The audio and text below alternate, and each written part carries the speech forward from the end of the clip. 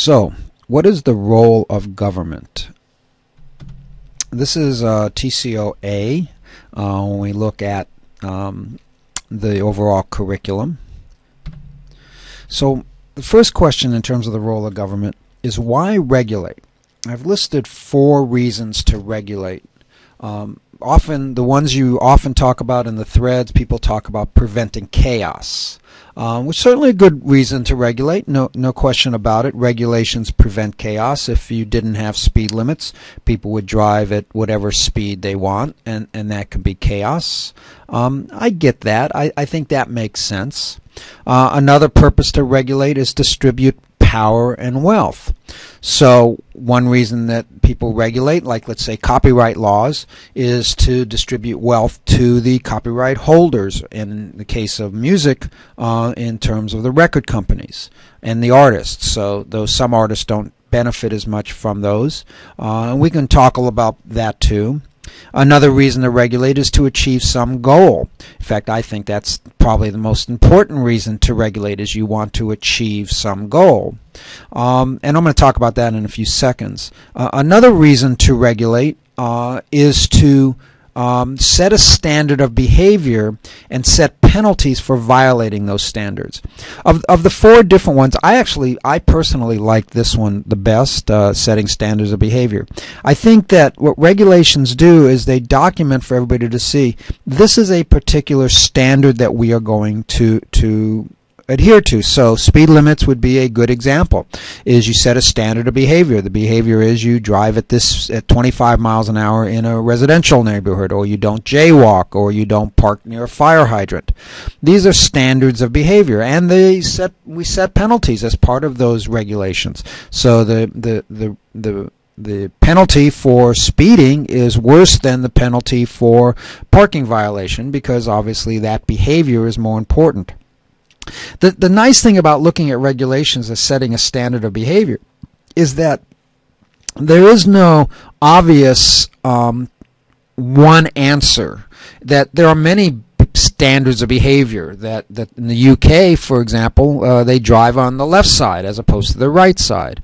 Who's to say that that's any better or worse than driving on the right side? Or, for example, in wireless, CDMA is different than TDMA. Those are standards of behavior.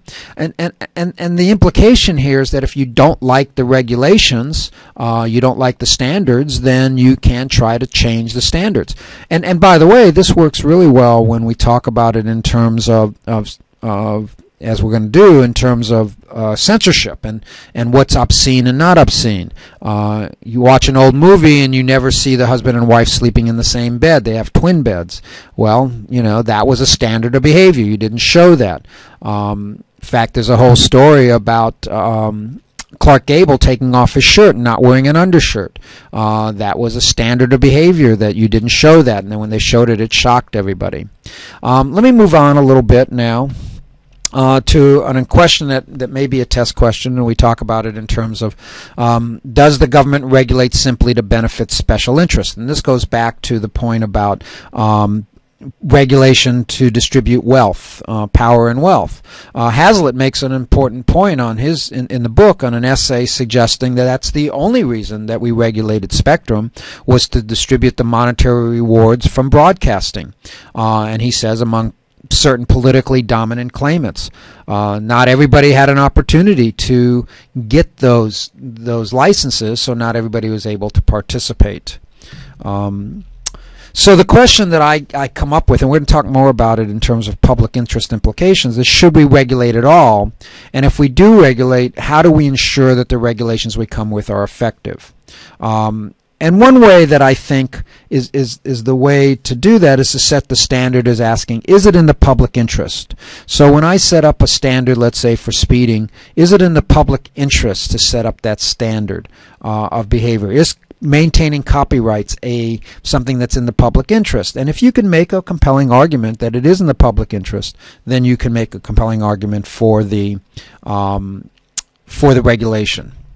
Now, I'm going to show a video, and I did it last time, but you couldn't hear it, so I'm going to try a different way to listening to the video and see if you can hear it a little better. So let's play this now.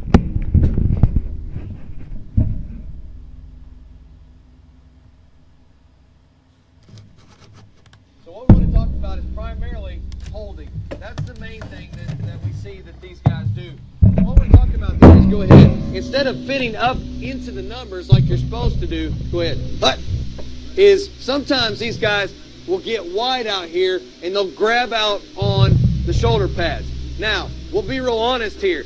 Go back inside the numbers. Go back in, no, just go back inside the numbers.